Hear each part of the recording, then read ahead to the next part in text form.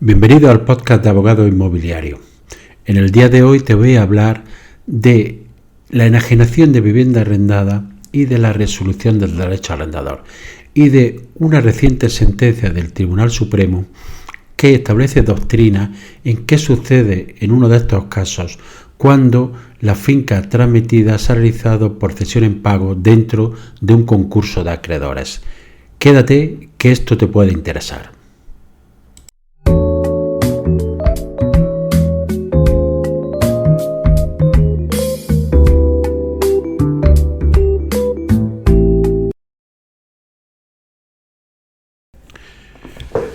El presente tema te lo traigo a colación debido a una reciente sentencia del Tribunal Supremo que se refiere a un caso de resolución de derecho al arrendador. Es decir, ¿queda extinguido el derecho al arrendatario o no? Eso lo veremos a continuación. En primer lugar, te voy a hablar de la diferencia que hay entre enajenación de la vivienda arrendada y resolución del derecho del arrendador. Para ello, tenemos que acudir a la ley de arrendamientos urbanos, en concreto en su artículo 14, que habla de la enajenación de vivienda arrendada, y el 13, que habla de resolución del derecho del arrendador.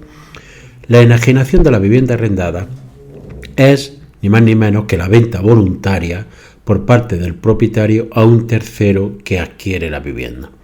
Pues bien, en este caso, el adquirente de una vivienda arrendada queda subrogado los derechos y obligaciones del arrendador durante los 5 primeros años de vigencia del contrato, o 7 años si el arrendador anterior fuese persona jurídica, aun cuando concurra en él los requisitos que establece el artículo 34 de la ley hipotecaria, es decir, que sea básicamente un poseedor de buena fe. Es decir, está obligado a mantener el contrato 5 o 7 años, depende si el vendedor es persona física o jurídica. Recuerda que siempre estamos hablando de arrendamiento de vivienda habitual, porque si son arrendamientos distintos es otra legislación. La norma que se aplica será en primer lugar lo que haya pactado el Código Civil y estaría solo obligado a respetar el tiempo del contrato. Pues bien, ¿qué sucede si en un contrato de arrendamiento de vivienda habitual, por ejemplo, se han pactado 10 años de duración o 15 años de duración?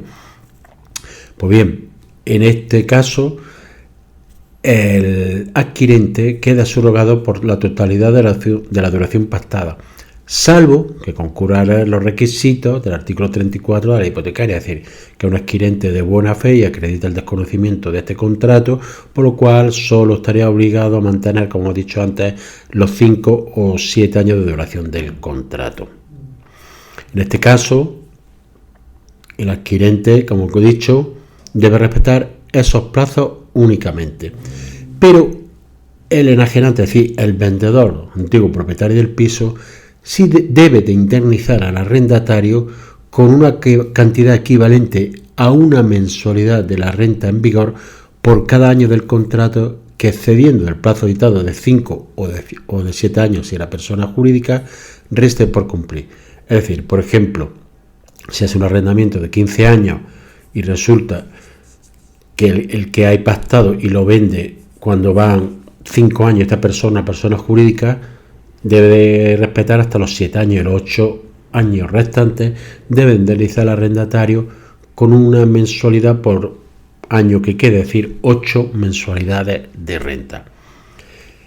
Otra cláusula que a veces se establece en los contratos y que hay que tener consideración de que es nula, es decir, si las partes han estipulado que la enajenación de la vivienda extinguirá el arrendamiento, el adquirente solo deberá soportar el arrendamiento durante el tiempo que reste para el transcurso del plazo de 5 años o 7 años si el arrendador fuese persona jurídica. Es decir, lo que no es legal es establecer en un contrato que si vendo la vivienda, el contrato se da por finalizado para el inquilino, siempre que estemos en caso de arrendamiento de vivienda habitual.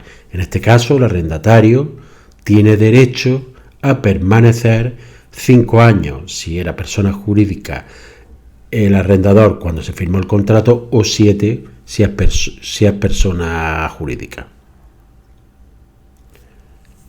Por eso, si se establece esta cláusula, que yo la he visto en algunos contratos, en las que se dice, en caso de que tenga un comprador y surja una venta, se da por resuelto el contrato de arrendamiento. Es nulo, porque el arrendatario tiene derecho a permanecer 5 o 7 años. Y recuerda que cuando es una cláusula nula, se tiene por no puesta y no surte efectos. Como hemos visto, el artículo 14 se refiere a la transmisión voluntaria. Pero, ¿qué sucede cuando se resuelve derecho de arrendador por causa que no es voluntaria? O, en algunos casos, puede ser voluntaria, pero que esté recogido anteriormente. Es decir, estamos hablando de una resolución del derecho de arrendador. Pues bien, si durante los 5 primeros años de duración del contrato, o 7 si es persona jurídica, el derecho del arrendador quedara resuelto por el ejercicio de un retracto convencional, apertura de una sustitución fideicomisaria, la enajenación forzosa derivada de una ejecución hipotecaria o de sentencia judicial o el ejercicio de un derecho de acción de compra, el arrendatario tendrá derecho en todo caso a continuar el arrendamiento hasta que se cumplan 5 o 7 años respectivamente, sin perjuicio de la facultad de renovación del artículo 9.1. En contratos de duración pactada superior a 5 años, o 7 años, sea persona jurídica, si transcurridos los 5 primeros años del mismo o los primeros 7 años, si el arrendador fuese persona jurídica, el derecho del arrendador quedará resuelto por cualquiera de las circunstancias mencionadas en el párrafo anterior y quedará extinguido el arrendamiento.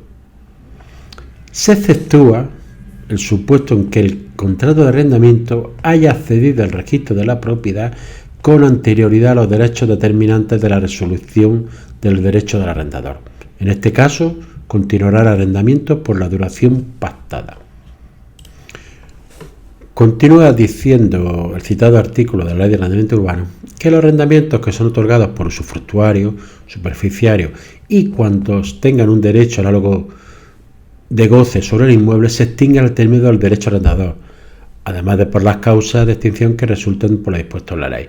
Evidentemente, si tú tienes usufructo sobre un bien, por ejemplo, durante 15 años, una vez terminado este usufructo, termina el contrato de arrendamiento.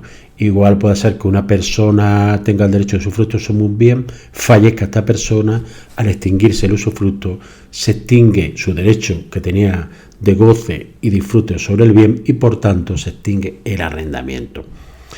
Continúa la ley estableciendo otro caso que durarán 5 años el arrendamiento de vivienda ajena que el arrendatario haya concertado de buena fe con la persona que aparezca como propietario de la finca en el registro de la propiedad o que parezca serlo en virtud de un estado de cosas cuya creación sea imputable al verdadero propietario. Es que si el verdadero propietario deja que otra persona ejerza o haga actuaciones que parezcan que es el verdadero dueño, va a tener que sufrir que ese arrendamiento pueda durar hasta 5 años. Evidentemente, siempre que el arrendatario sea de buena fe. En relación a este artículo 13, el Tribunal Supremo ha dictado una sentencia, en concreto la Sala Primera de lo Civil, en el procedimiento 1374 de 2024, de 21 de octubre, ha dictado una sentencia que resuelve por primera vez una situación que no había llegado todavía al Tribunal Supremo. En este caso, estamos ante la extinción de arrendamiento de viviendas no inscritas en el registro de la propiedad cuando la finca es transmitida, bueno, en este caso se dice realizada, por cesión en pago en un concurso de acreedores. Es decir, se equipara este concurso de acreedores a una ejecución hipotecaria o sentencia judicial, como puede ser, es lo que ha resuelto el Tribunal Supremo. En su análisis, el Tribunal Supremo ha considerado las versiones aplicables de los artículos 13 y 14 de la Ley de Arrendamiento Urbano. En relación con el artículo 13, ha concluido que la figura de resolución de los derechos del arrendador abarca no solo los casos específicos señalados en la norma, que dice ejecuciones hipotecarias, opciones de compra o sentencia judicial, sino también otras situaciones en las que el propietario pierde involuntariamente el derecho sobre el inmueble arrendado. Es decir, esto es fundamental. No es algo que haga voluntariamente el propietario, sino que es derivado de la mayoría de las veces de un procedimiento judicial. Puede ser en otros casos que no sea procedimiento judicial, sino que sea por ejercicio de otros derechos. Pero la mayoría de las veces son por resoluciones judiciales. En este contexto, el Tribunal Supremo sostiene que la dación en pago contemplada en el artículo 155 de la ley concursal, ahora el artículo 211 del texto refundido, es funcionalmente equivalente a una enajenación forzosa. Aunque la dación en pago pueda parecer un acto voluntario en el marco de un proceso concursal, tiene características propias de una ejecución forzosa. Este mecanismo implica la transmisión del inmueble con autorización judicial y dentro de un procedimiento judicial, en este caso un procedimiento de liquidación que se lleva en un concurso, por lo que el tribunal ha considerado suficiente para aplicarle el régimen del artículo 13.1 de la Ley de Arrendamiento Urbano. ¿Qué entiende el magistrado que dicta la sentencia? Pues que al tratarse de una transmisión aprobada judicialmente dentro de un concurso de acreedores, el nuevo propietario tiene derecho a extinguir los contratos de arrendamiento no inscritos en el registro de la propiedad, amparándose en el artículo 13.1 de la Ley de Arrendamiento Urbano. En otras palabras, el fallo es sentencia de que el inquilino cuyos contratos no estén inscritos en el registro de la propiedad carecen de protección frente a nuevos propietarios en caso de enajenación forzosa. Como conclusión que se deriva de esta sentencia es que las causas que establece el artículo 13 no son un número cerrado de causas, sino que es ejemplos y que siempre se puede extender los efectos de este artículo a cualquier situación similar que se dé. Es decir, cualquier enajenación forzosa sería aplicable lo que resulta de la Ley de Arrendamiento Urbano. Por eso, si vas a realizar un contrato de arrendamiento de largo plazo, 10, 15 años, que no es habitual en el contrato de vivienda, pero sí se puede dar esta situación en contratos de locales de negocio. Es decir, yo quiero asegurarme que voy a tener una larga duración en un contrato porque voy a montar un negocio en un local, que puede perfectamente haber contratos de 10, 15, 20 años, normalmente con facultad de resolución para el arrendatario. Pero si vas a hacer un contrato de estos de larga duración, es conveniente inscribirlo en el registro de la propiedad. ¿Por qué? Porque cualquier causa que pueda tener el arrendador te va a salvaguardar de poder continuar con el local durante el plazo establecido, pero siempre que esté inscrito en el registro de la propiedad antes de que haya concurrido esa causa. Es decir, si tú inscribes el contrato una vez que se ha iniciado el concurso de acreedores, por ejemplo, de un propietario de un local, de una empresa que sea propietaria de un local, por ejemplo, en este caso no daría lugar a esa protección porque lo has inscrito después.